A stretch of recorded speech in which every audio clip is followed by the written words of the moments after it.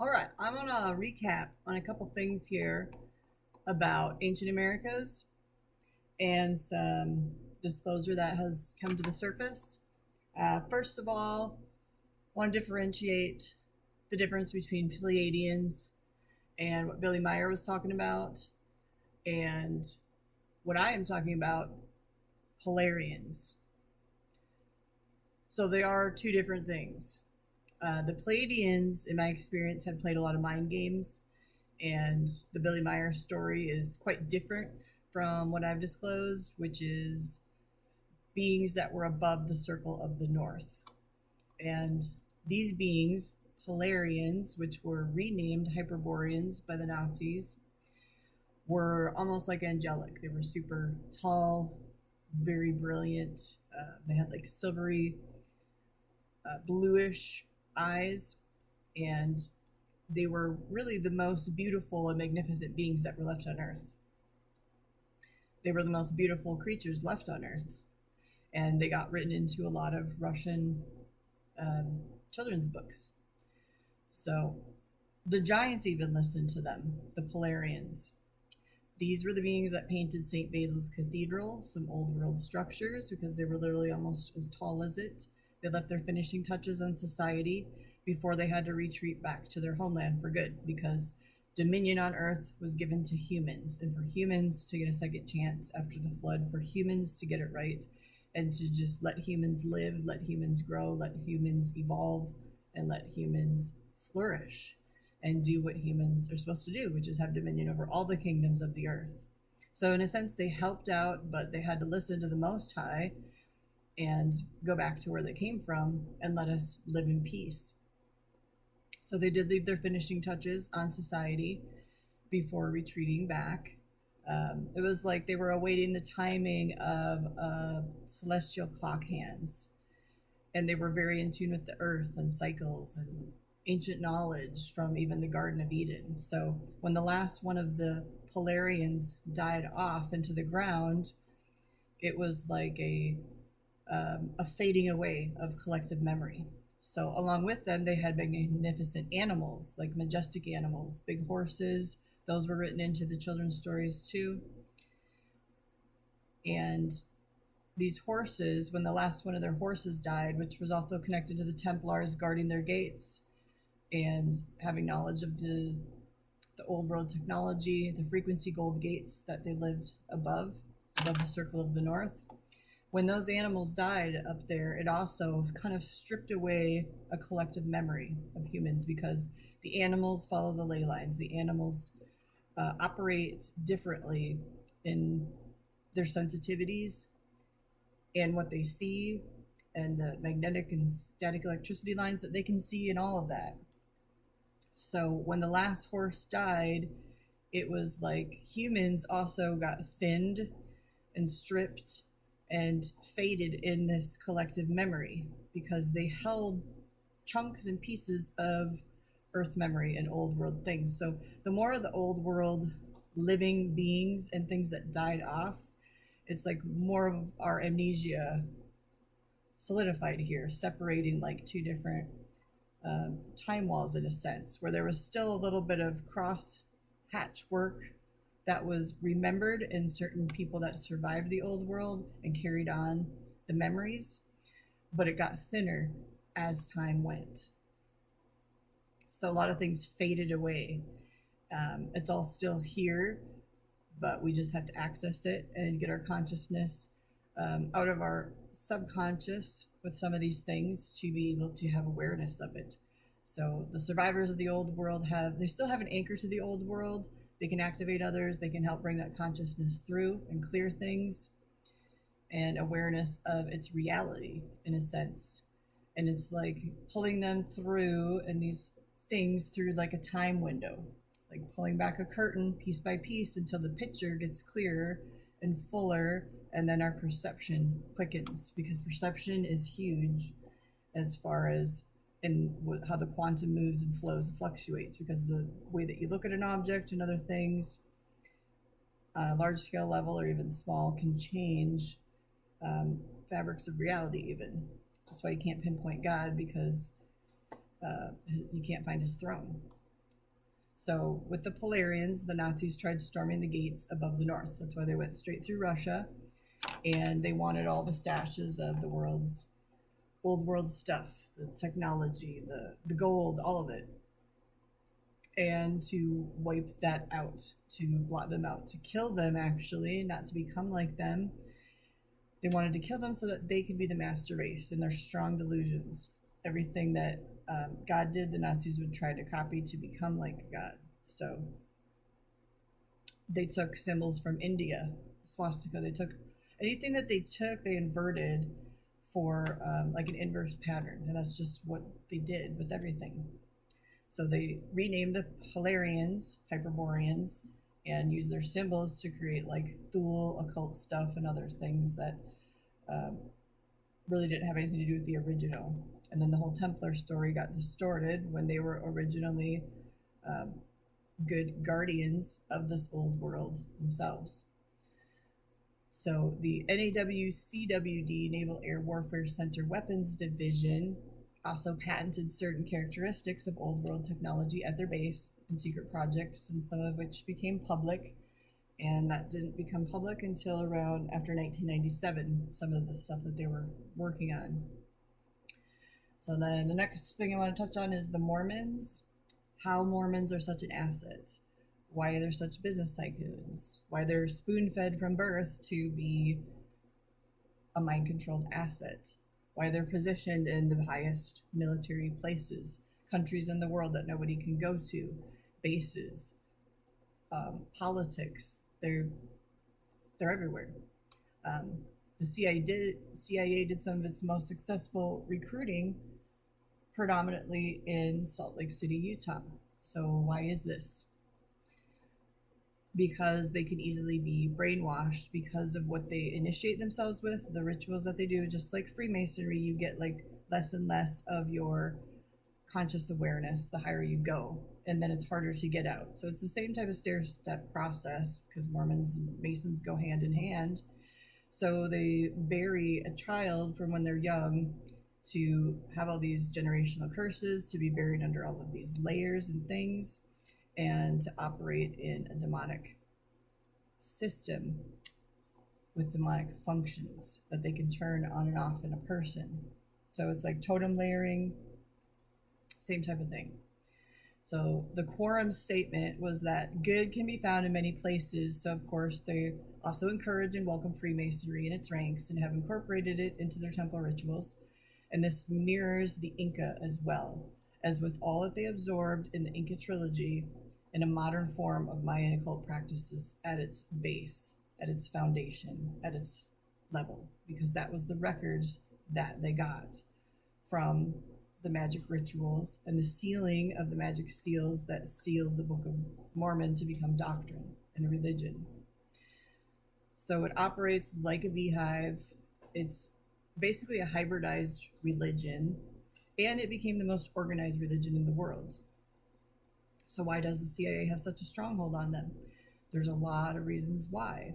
And a lot of it is to cover up the original American history. The founders that wanted to take Atlantis America wanted it to be an industrial leader, to have a clean slate, to have a history removed from it that would have scared people from coming, establishing societies, and being a leader, a world leader.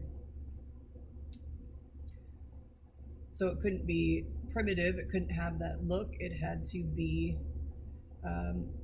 transformed. It had to be changed into something that could be catapulted in a trajectory to be a world leader. So Mormon assassins are also real. They're just like Jesuit assassins. They take oaths.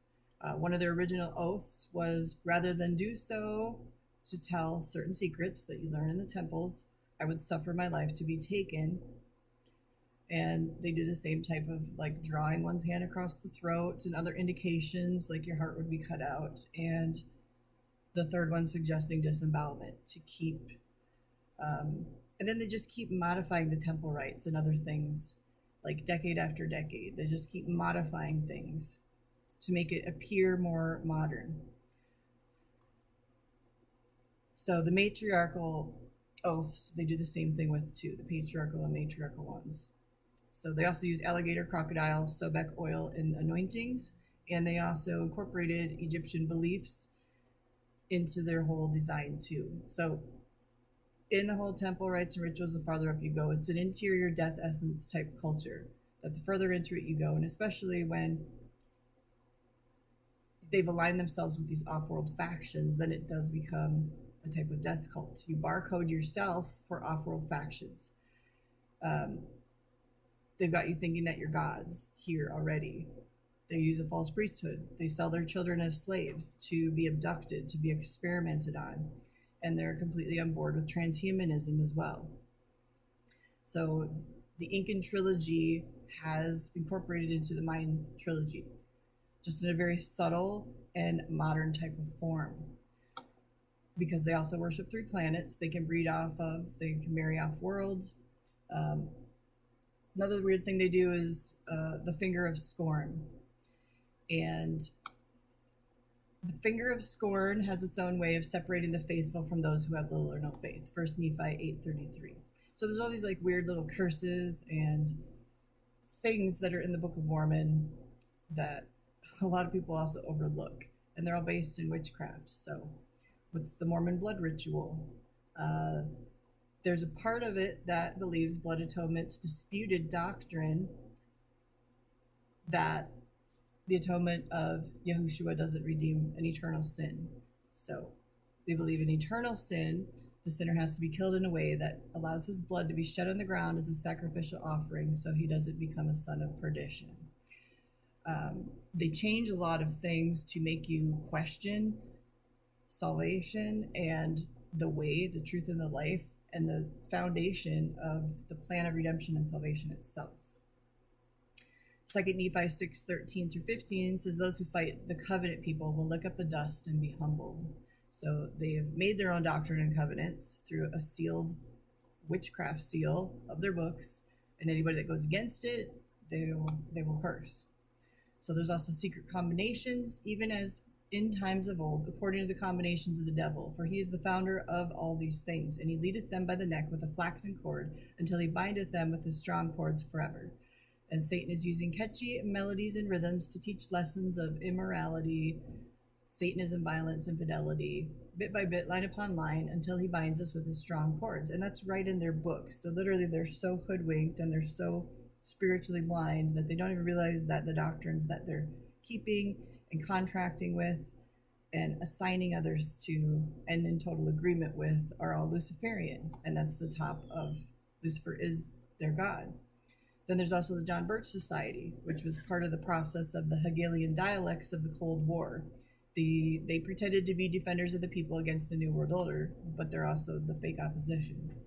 So in the Mormon buildings, you see evidence of Mayan architecture everywhere. Why did they preserve Azura also and Adam in their genealogies? The God Kings, the hybrids, the Merlin, all those bloodlines. They incessantly keep track of everybody from the hybridized bloodlines. So then they have the tunnels, they have mountain complexes. They're planted in other countries where no one else can go to. There's also connections between Aztlan, Wisconsin, connected to the Aztlan Empire, and many, many names strewn all across the United States.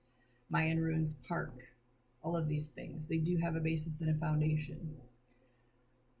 Even though history has buried all of these things, all of these wars under the waters of the Great Lakes, the war basins, under all of the man-made lakes, so many mounds and so many bones. Why couldn't you ever find the Mayans' bones? Well, because they're buried underwater. They're everywhere here. It's not just all Native American mounds, it's Nephilim mounds, it's Mayan mounds, it's giant mounds. It's a combination of a lot of things. And it's all buried history. It's like less than 300 years of sketchy, omitted history that built a new country called America. So then also in the Mormon buildings, you have a lot of death spiral staircases, a lot of pyramid type structures that looks like it's built like a pyramid with spirals going down, infinity mirrors going in different directions. These are all built in Mayan architectures. So even the Deseret News will print out something once in a while, like the Aztec Empire was in Utah, and all these things and the steps that are discovered in Utah, and things that are complete giant structures, Egyptians in the Grand Canyon, all sorts of things. But then they'll spin it off as something that can't be, that just can't be verified somehow. So Wayne May of Ancient Americas has uncovered a lot of things involved with time war chronologies, the secret space program, hidden histories, operations, missions that were done here that involved this Aztec timeline and Aztec Nazi timeline. So Iowa was the center of that, being a Mayan capital, Zarahemla, St. Louis, Kansas City, Old World structures, sphinxes, headquarters. So why do you think the Mayan hierarchy, even after given decades of evidence, LiDAR readings, all sorts of things, and have their people positioned in certain sectors to be able to be gatekeepers for all of this knowledge, by the way, too, why do you think that they will never acknowledge any of these things as being fact? And somehow they have such limited prophetic abilities that they can't even come up with anything new to save their lives. Yet they're supposed to be following a prophet and 12 apostles. Some of it is still the same thing you get from the 1800s, and then they just retweak certain things just to keep people moving along on the carrot stick, as if they're going to get new prophecies, as if they're going to get new revelations, but it never happens. It never will.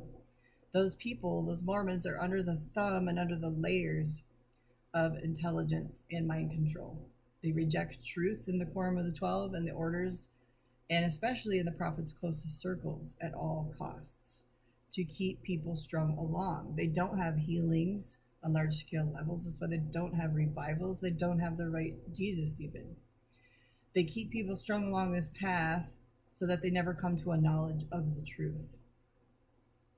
And they're under many curses. So what are they actually worshiping behind the curtain then? It's a face that most people would be horrified to see. There's many books that are written about the inner circles and inner knowledge of Mormon foundations at its true core. Academia has a lot of good books. Cryptic and Royal Archmasonry ties into many Kabbalah practices, traced to its founders, foundations of Mormonism, all that. It's called Masonry and the Order of the Illuminati. There's also Clyde Forsberg. He wrote Equal Rights, Mormon Mischief, also tied into Masonry. And the United Order of Joseph Smith Times, and that's by Kent Huff. So Joseph Smith had magic staffs. He came from an SRA family. He had maps, he had records. Yes, he did get those from fallen beings. They have rituals where you can have sex with a demon or a Nephilim and go into the higher ranks. So that's why nobody could see any of these things, because they coveted them. And they took possession of buildings, old world structures that were already there, and used them for their purposes, which you see today. And the fruit of it is not good still. So there's another saying in 2nd Nephi, there's a lot of weird sayings. It says, their voice shall be as one that hath a familiar spirit. They shall write the things which shall be done among them, and they shall be written and sealed up in the book. So they had a magic sealing ceremony done with the Book of Mormon and made it into the doctrinal covenants. Many people were with Joseph Smith after he was immediately raised to the highest degree, the sublime degree. And then he gave that degree in his false priesthood as blessings to the other priesthood members. And there's many reasons why that they were hunted and killed because of the things that they were doing, the teenage girls that they were stealing, and it pissed a lot of people off. History of the Church, Volume 4, Chapter 32, page 552. Joseph Smith said himself, I was with the Masonic Lodge and rose to the sublime degree. So Sidney Rigdon, Ezra Taft Benson, Brigham Young, all those other people were raised after him. So looking at Tartaria, looking at all these theories, take a look at some of the buildings still. When I was little, I always called them the Mayan Mormons because I would just see the Mayan faces in the buildings. It's kind of like astrocartography gift. You can just see that imprint, that essence, even the astral imprint in certain things. And you could even smell things in the spirit on the Mormons, and especially in the 12 golden oxen baptismal fonts. When they're erroneously baptizing the dead, which wasn't really what that 40-day post-resurrection ministry was about or meant, the way that they're doing it. Because they're sealing people, they're trying to seal their spirits into their off-world cosmology. That's all they're doing. They're not really baptizing them for purposes of salvation. And their Adam and Eve sealings, which is 2, and those ceremonies are also goes back to the Temple of Solomon and so many other things that went off key in the end and got into occult practices in the end. So a lot of these Mormons will not refute anything that you present to them because they're so brainwashed, because they're so spellbound. They can't objectively look at what they've entangled themselves with. And it's only the power of God that can break those people out.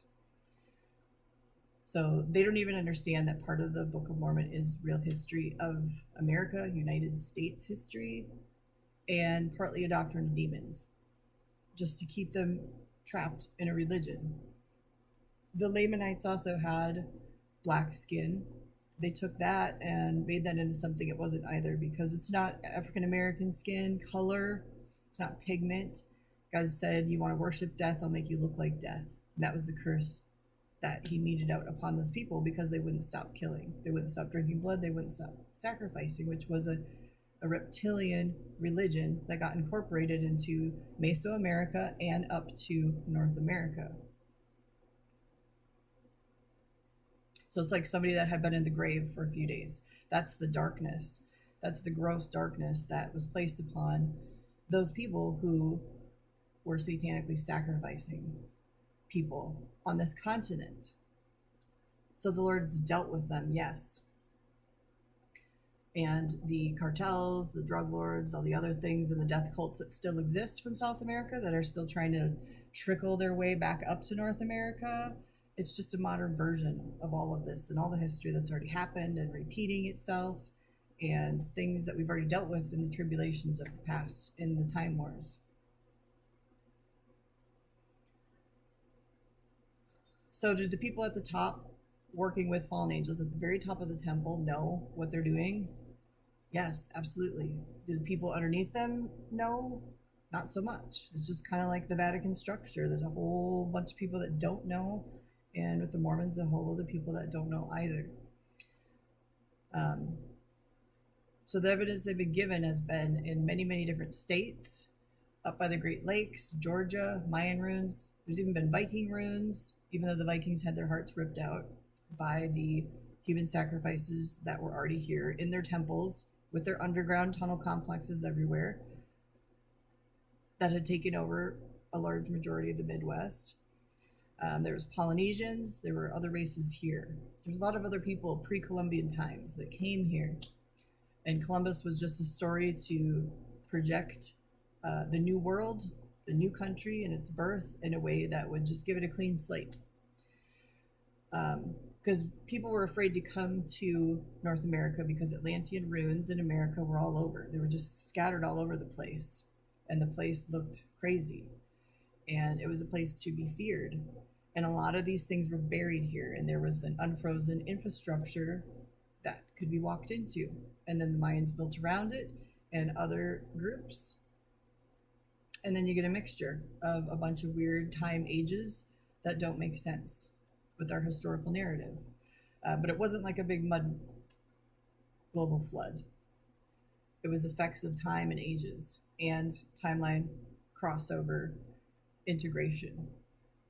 So that's why we can't rebuild Mayan architecture also, because we don't have the fire tools, the magic, the blood magic that was done, that was built everywhere. The society was built on blood, literally. But it was birthed in love when they were judged and taken out of here. So the fire tools, as I've said before, were like a technological ramped up blood magic ritual tools that they used. And they could basically melt stones, the molecules, form them, shape them in a way that people had never seen before. And that's why they're like stuck together so solidly. Even these supposedly millions of years old runes and stuff, you can't separate the bricks because they're precisely so aligned, even to the angles. So that technology, it actually sucked the life out of things. It affected the atmosphere. It was harsh to our environment. It was very harmful because it was birthed in strange fire and blood magic. In the builders that rejected the stone, which is goodness, which is Jesus Christ. So they just were on an insane drive to build and build and build for their bloody empire. So when we took that technology of the fire tools, we used it sparingly because it would only be used if necessary. Like in the Leipzig Napoleon Monument, that time cruxus, which was one of the most important in the entire history of the world,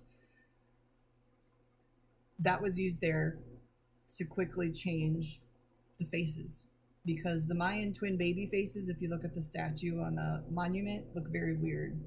But that's the best that the Time Bureau could do to erase that Inca trilogy face. And in the statue of sacrifice, where the young virgin girl is being held back with her arms across from the twin Mayan babies, that also had to be changed because they don't deserve to be studied or venerated or have any of this stuff resurface because of what they did here and how they gutted everything out, landscape, nature, for their building, and all the human sacrifice they did. So it was a unanimous agreement. Why would we give these blood drinkers and sacrificers a place in history? It doesn't make sense. So with all of that, I can only hope that any bloodlines from that Inca trilogy, Aztec, Mayan, I am counterfeit God movement can come to a place of generational deliverance, like many other tainted bloodlines here. And that's entirely possible because I know there are generations that still exist from that era. So also just a word of advice, even in sanctioned disclosure and clearance, don't throw your pearls before swine. And today, just ask yourself, what are you filled with? And if it's not the Holy Spirit, then you're basically a walking corpse. So I'd encourage anybody to look into that, what the book of life is, what the book of the damned is, what the book of the blotted out is. And if these names, the Amalekites and other names, have actually been blotted out from heaven, then how much more would you want your name written in the book of life? So have a blessed day. Shalom.